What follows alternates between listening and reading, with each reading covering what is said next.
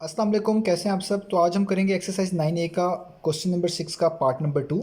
और ये बुक 2 है मेरे पास, जिसको हम D2 बोलते हैं। तो इसका पार्ट नंबर 1 मैं लास्ट वीडियो में करवा चुका हूँ, तो आप लाजमी इसका पहला पार्ट देखने के लिए लास्ट वीडियो देख लें। तो इसका आज सेकंड पार्ट मैंने करना है और हम बात कर रहे थे लाइन ऑफ रिफ्लेक्शन की।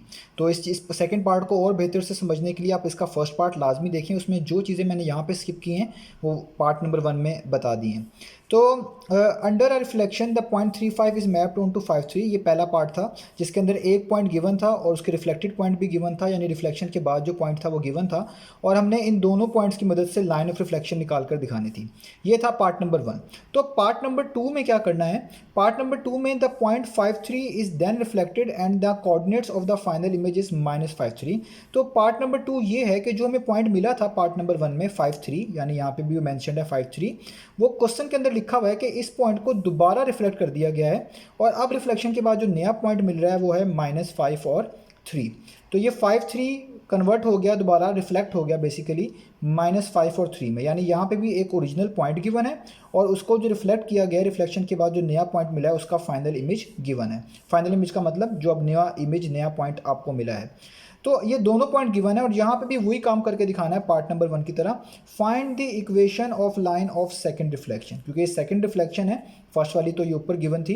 तो इसकी भी रिफ्लेक्शन की, जो लाइन ऑफ रिफ्लेक्शन की इक्वेशन आपने क्या करके दिखानी है, निकाल कर दिखानी है। तो आइए स्टार्ट करते हैं इस प्रोसीजर को। तो देखें, ये मेरे पास वो दोनों पॉइंट्स हैं। पहला वाला पॉइंट ओरिजिनल पॉइंट 53, इसका नाम मैंने खुद से P रख लिया है और जो रिफ्लेक्शन के बाद मिला है वो है -5 और 3। और मैंने आपको कहा था लास्ट वाली वीडियो में भी, जिसमें इसका पार्ट नंबर 1 करवाया है, कि आप इन पॉइंट्स को देख के भी कभी कभार अंदाज़ा लगा सकते हैं कि इसकी लाइन ऑफ रिफ्लेक्शन किस तरह की होगी। जैसे आप देखें, इन दोनों पॉइंट्स के अंदर जो y कोऑर्डिनेट है ना वो सेम रहे हैं और x कोऑर्डिनेट चेंज हो गए हैं। तो ऐसी ट्रांसफॉर्मेशन जिसके अंदर आपके पास y कोऑर्डिनेट सेम हो और x कोऑर्डिनेट के जस्ट साइन चेंज हुए हों, तो इसको हम बोलते हैं ये हमेशा रिफ्लेक्शन हुई है अलोंग y एक्सिस। जब भी हम रिफ्लेक्शन करते हैं अलोंग जो y एक्सिस, तो बेसिकली क्या कर रहे होते हैं, जो उसका x एक्सिस हो रहा होता है उसके साइन चेंज कर रहे होते हैं। तो ये इनको देख के ही पता चल रहा है कि इसकी जो लाइन ऑफ रिफ्लेक्शन होगी ना वो अलोंग जो है ना कुछ एक्स एक्सिस के लिहाज से जो है इंटरचेंज हो रही होगी या कुछ फ्लक्चुएट हो रही होगी। ये भी चीज़ें पता चल जाएंगी। अभी मैं इसमें डिटेल में नहीं जाऊंगा मैं क्या कहना चाह रहा हूँ, क्योंकि ये बस ये बताना चाह रहा हूँ आप देख के भी चीज़ों को थोड़ा बहुत अंडरस्टैंड कर सकते हैं। तो क्योंकि इसके वाई कोऑर्डिनेट सेम रहे हैं और एक्स के सिर्फ साइन चेंज हुए हैं, तो इसको हम बोलेंगे ये रिफ्लेक्शन हुई है बेसिकली अलॉन्ग वाई एक्सिस। ठीक है, अब ये पता चल जाएगा। तो मैंने आपको कहा था जब भी लाइन ऑफ रिफ्लेक्शन निकालनी है, पार्ट नंबर 1 देख लें, उसके अंदर सबसे पहले इन दोनों पॉइंट्स का मिड पॉइंट निकालना है। तो सबसे पहले इन दोनों का मिड पॉइंट निकालेंगे। ठीक है, तो हम यहाँ पे लिखेंगे मिड पॉइंट। ठीक है, तो मिड पॉइंट के लिए फॉर्मूला क्या यूज़ करते हैं कि जो इनके एक्स कोऑर्डिनेट है उनको ऐड करते हैं, 2 पे डिवाइड कर देते हैं, और जो इनके वाई कोऑर्डिनेट है उनको भी ऐड करके 2 पर डिवाइड कर देते हैं। यानी इस पॉइंट का एक्स कोऑर्डिनेट है 5 और इस पॉइंट का एक्स कोऑर्डिनेट है पहला वाला -5, तो आप इनको ऐड कर दें। यानी आप लिखेंगे 5 माइनस, क्योंकि प्लस माइनस माइनस हो जाएगा इसलिए बीच में माइनस ही लिखूंगा। वैसे तो ऐड करते हैं लेकिन प्लस माइनस माइनस हो जाएगा इस वाले माइनस की साइन की वजह से, इसलिए यहाँ पे माइनस लिख रहा हूँ, डिवाइडेड बाय 2। ठीक है, अब इसी तरीके से वाई कोऑर्डिनेट को ऐड करें, यानी 3 और 3, यानी 3, ठीक है, और +3, और इसको भी डिवाइड कर दें 2 पे और ब्रैकेट क्लोज कर दें। ठीक है, तो देखें क्या आएगा, 5 - 5 होता है 0, और 0 किसी भी चीज़ से डिवाइड हो रहा हो तो वो क्या आंसर आपको देगा 0। ठीक है, और दूसरा 3 + 3 कितना होता है 6, और 6 को 2 पे डिवाइड करेंगे, 2 1 टाइम्स, 2 3 टाइम्स, तो इसका आंसर आएगा 3। ठीक है, ये आ गया आपके पास मिड पॉइंट। तो इसको हम बोलते हैं कैपिटल M से। ठीक है, ये मिड पॉइंट है। इसके बाद मैंने आपको बताया था आपने स्लोप निकालनी है। स्लोप किस तरह निकालनी है, एक ये वाला पॉइंट लेना है जो मिड पॉइंट आएगा, और एक इन दोनों में से अपनी मर्जी का एक पॉइंट पिक कर लेना है। तो मैं ये पहला वाला पॉइंट यूज़ कर रहा हूँ, यानी P और M की हम बेसिकली इन दो पॉइंट्स की मदद से स्लोप निकालेंगे। और स्लोप निकालने का फार्मूला भी मैं बता चुका हूँ, यहाँ पर मैं दोबारा लिख देता हूँ। तो स्लोप है बेसिकली, स्लोप क्या चीज़ होती है ये भी पार्ट नंबर 1 में बता दिया, आप उसको देख लें। वो होती है y2 - y1 over x2 -x1, rise over run भी बोलते हैं इसको, मैंने बताया। अब y2 y1 खुद से आपने कंसीडर करने होते हैं। जिस पॉइंट को आप फर्स्ट कंसीडर कर रहे हैं वो x1 y1 होगा, और जिस पॉइंट को आप सेकंड पोजीशन पे ले रहे हैं वो x2 y2 होगा। मैं इस पॉइंट को फर्स्ट वाला ले रहा हूं, तो इसलिए ये पहला वाला कोऑर्डिनेट x1, दूसरा वाला y1 होगा। इसको दूसरी ऑर्डर पे कंसीडर कर रहा हूं, तो ये वाला इसका पहला कोऑर्डिनेट x2 और दूसरा वाला y2 होगा। तो आइए इसे पुट कर देते हैं। तो पहला है y2 - y1, तो y2 हुआ ये वाला, सॉरी y2 हुआ ये वाला 3, और इसमें से माइनस करना है y1, तो y1 हुआ ये वाला, ये भी 3 है, यानी दोनों 3 और 3 हैं। ठीक हो गया।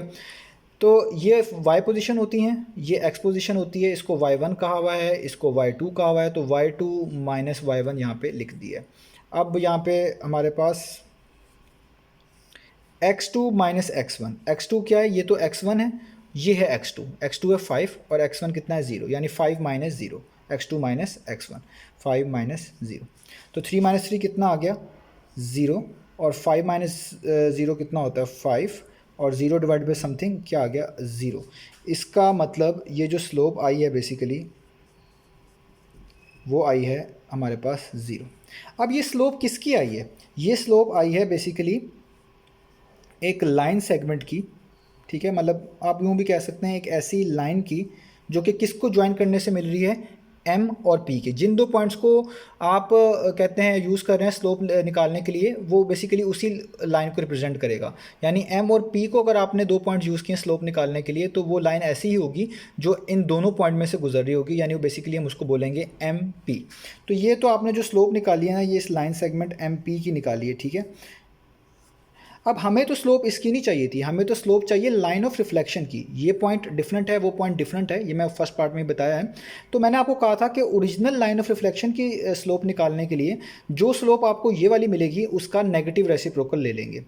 और ये मैंने इसलिए आपको पूरा डिटेल प्रोसीजर करके बताया था कि रिफ्लेक्शन वाले क्वेश्चंस के अंदर ये जो मिड पॉइंट होता है और ये जो पॉइंट होता है, इन दोनों को जब हम मिलाते हैं तो जो लाइन होती है वो हमेशा लाइन ऑफ रिफ्लेक्शन के परपेंडिकुलर होती है।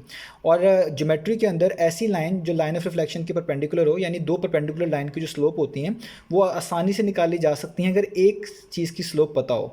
तो हमें देखें एक स्लोप पता है वो है 0, तो दूसरी स्लोप जो कि उस लाइन के परपेंडिकुलर होगी उसको निकालने के लिए बस आपने ये करना होता है, उसको मैं यहाँ पे m से रिप्रेजेंट कर रहा हूँ कि आप इसका साइन बदलें और इसका नेगेटिव रेसिप्रोकल कर लें। तो 0 तो न्यूट्रल नंबर होता है, इसका प्लस या माइनस करेंगे कोई फ़र्क नहीं पड़ता, इसलिए इसको सिंपल 0 लिखेंगे।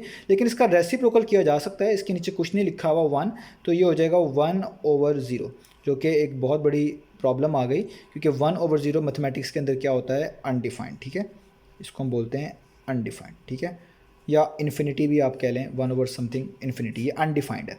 तो ये क्या हुआ, जब भी स्लोप अनडिफाइंड आएगी, ठीक है, तो इसका मतलब है आपके पास ग्राफ इस तरह का है, ये याद रखें। लेट्स से ये मैं आपको एग्जांपल दे रहा हूँ कि यहाँ पे एग्जांपल के तौर पे मैं लिख लेता हूँ 1। हमेशा जो आपके पास वर्टिकल कहते हैं लाइन होती है, जैसे ये वर्टिकल लाइन है, ठीक है, इसकी स्लोप हमेशा अनडिफाइंड होती है, m से स्लोप लिखते हैं, और ये हमेशा क्या होती है, अनडिफाइंड, ठीक है। वर्टिकल लाइन की स्लोप हमेशा क्या होती है, अनडिफाइंड। उसकी रीज़न ये होती है कि जो स्लोप का फार्मूला होता है इसके अंदर x चेंज ही नहीं हो रहा होता, और जब ये भी 5 होगा ये भी 5 होगा फॉर एग्जांपल, तो 5 माइनस 5 0 हो जाता है, और समथिंग डिवाइड बाई 0 अनडिफाइंड हो जाता है। तो इसलिए ऐसी लाइंस जो कि हमेशा इस तरह की आपको दिखेंगी, यानी बेसिकली वर्टिकल लाइंस होगी, इनकी स्लोप के अंदर जो x कोऑर्डिनेट होता है वो चेंज ही नहीं हो रहा होता, तो इसलिए उनका चेंज 0 आता है और स्लोप अनडिफाइंड हो जाती है। तो इसका मतलब जो लाइन ऑफ रिफ्लेक्शन है, ये तो स्लोप जो हमें मिली है ये बेसिकली लाइन ऑफ रिफ्लेक्शन की मिली है, तो इधर स्लोप ही अनडिफाइंड हो गई है। तो अब क्या करें, तो इसका मतलब है ये एक ऐसी इसकी लाइन ऑफ रिफ्लेक्शन की जो इक्वेशन होगी वो होगी x इक्वल टू 0। ये मैंने x इक्वल टू 0 क्यों कहा है, क्योंकि आप देखें ये जो यहाँ पे हमारे पास लाइन गिवन है इसको क्या बोलते हैं, इसका ग्राफ हमने भी ड्रॉ करने सीखे हैं। मैंने आपको कहा था जब भी x इक्वल टू 1 लिखा है, x इक्वल टू 2 लिखा है, तो उसका हमेशा जो है ग्राफ इस तरह का बनता है वर्टिकल लाइन के तौर पे, और वो इस तरह की इक्वेशन उसकी होती है। तो जब स्लोप अनडिफाइंड होती है वर्टिकल लाइन पे, तो वर्टिकल लाइन की इक्वेशन लाजमी x इक्वल टू क्या होगी, 0 होगी। अब इस चीज़ को कि यहाँ पे ज़ीरो ही कैसे आया, इसको मैं ज़रा डिटेल में अभी आपको प्रूव भी कर देता हूँ कि यहाँ पे ज़ीरो कैसे आया। तो आपको पता चल गया होगा, बस ये याद रखना है कि जो वर्टिकल लाइन है इनकी स्लोप अनडिफाइंड होती है। तो अब ये ज़ीरो कैसे आया इसको हम अभी प्रूव भी कर देते हैं कि यहाँ पे x इक्वल टू 0 किस तरीके से मैंने लिखा है। तो देखें ये वो थी जनरल फॉर्म जिसको बोलते हैं स्लोप इंटरसेप्ट फॉर्म। हमने जितनी भी लाइन ऑफ रिफ्लेक्शन अभी आगे निकाल ली हैं और पार्ट नंबर 1 में निकाल ली है, मैंने इसके बारे में डिटेल बताई है, वो हम स्लोप इंटरसेप्ट फॉर्म के ज़रिए निकाल रहे हैं। इसमें जो स्मॉल एम होता है ये स्लोप होता है और सी को बोलते हैं वाई इंटरसेप्ट, यानी ग्राफ जहाँ पे वाई एक्सिस को कट करेगा उसका नाम होता है सी। ठीक है, तो हमने जो इक्वेशन निकाल ली है वो सारी इसी में वैल्यूज पुट करके निकाल ली है। तो मैंने जो बोला है एक्स इक्वल टू 0 ही होगी, तो उसका मतलब क्या बनता है? उसका मतलब ये बनता है कि अगर आप इसको सॉर्ट आउट करेंगे, इसको सॉल्व करेंगे, तो आपको इक्वेशन एक्स इक्वल टू 0 ही मिलेगी। कैसे? मैंने आपको बताया था पार्ट नंबर 1 में आपने इस y में और इस x में और इस m की वैल्यूज पुट करनी है यहाँ पे इस c को फाइंड आउट करने के लिए, क्योंकि जब तक c नहीं पता चलेगा हम लाइन ऑफ रिफ्लेक्शन के बारे में नहीं बता सकते। वो हालांकि मैंने गैस कर लिया है कि वो x इक्वल टू 0 है, लेकिन मैं यहाँ पे पूरा प्रॉपर पार्ट करके दिखाऊंगा ताकि आप लोग उसको सिर्फ गैस के तौर पर ना देखें बल्कि खुद भी उसको सॉल्व करें ताकि वो बिल्कुल एक्यूरेट आए। तो y की वैल्यू हम यहाँ पे यूज़ करते हैं वो वाला पॉइंट जो आपने मिड पॉइंट निकाला होगा। मिड पॉइंट में जो दूसरा कोऑर्डिनेट है ये y होता है, तो यहाँ पे y की जगह पे लिख लें 2। ठीक है, अब स्लोप क्या लिखेंगे? स्लोप तो अनडिफाइंड है, तो स्लोप अनडिफाइंड कैसे हुई है? स्लोप अनडिफाइंड हुई है 1/0 आने की वजह से, उसको हम कह रहे हैं कि अनडिफाइंड बोलते हैं। तो आप ये स्लोप की जगह पे वही वैल्यू यानी 1/0 पुट कर दें। ठीक है, और x का मतलब क्या है? x है यहाँ पे 0, पहला वाला कोऑर्डिनेट, तो वो आप यहाँ पे लिख दें लेट से 0। ठीक है, प्लस और c यहाँ पे आप रहने दें वैसे का वैसे ही। तो ये 0 डिवाइड हो रहा है, जब हम 2 से इसको जाके मल्टीप्लाई करवाएंगे, यानी ये एक चीज़ डिवाइड हो रही हो इक्वेशन के दूसरी तरफ मूव करवाएं तो क्या होती है? मल्टीप्लाई। तो ये 2 किससे मल्टीप्लाई हो जाएगा? 0 से, और यहाँ पे 0 और 1 बचेगा, और 0 1 टाइम्स क्या होता है? वो 0 ही होता है। और c भी क्या रहेगा? वैसे का वैसे ही। 2 0 टाइम्स कितना हो गया? 0, और c प्लस 0 कितना हो गया? c, और आपके पास चीज़ मिल गई आपको c इक्वल टू 0।